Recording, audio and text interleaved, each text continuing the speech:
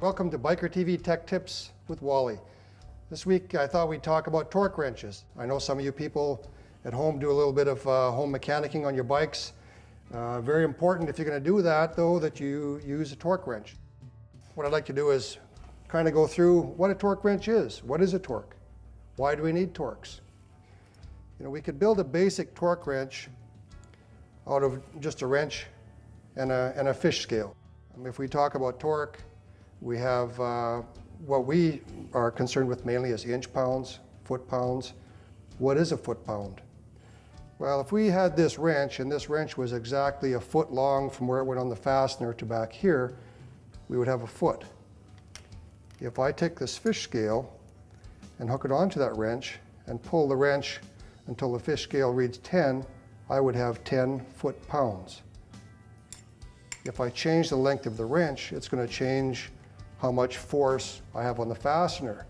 So if I made this wrench 1 inch long and did that, I would have 10 inch-pounds. 12 inch-pounds equals 1 foot-pound. The next torque wrench I have is a beam type. It's a little less expensive torque wrench than maybe some of the other ones. The way this wrench works is we put force on it, the beam moves to one of these numbers on the scale.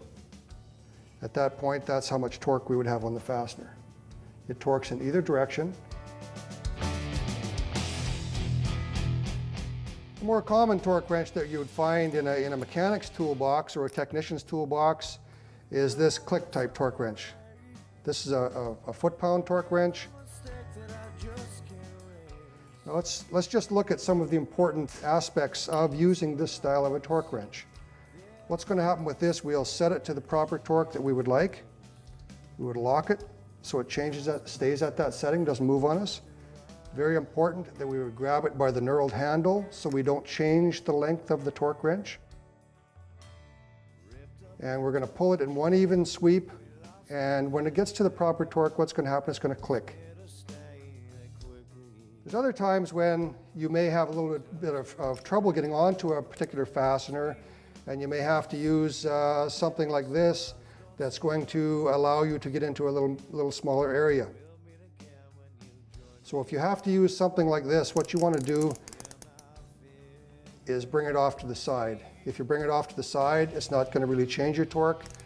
If you have it out like this, there's a formula that you'd have to go through to calculate how much that would be changing your torque.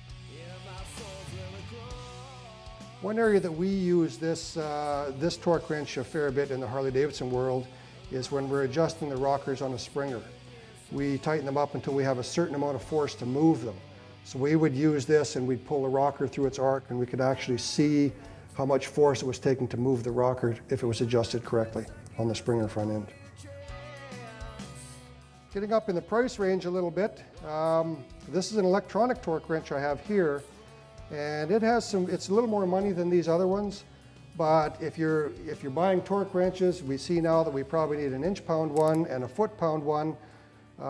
This torque wrench is electronic. We can adjust it. We can adjust this torque wrench to do inch-pounds, do foot-pounds, do newton meters, so one torque wrench does everything. We would adjust our torque, and when it gets to the torque, you'll hear an audible sound and the torque wrench will vibrate.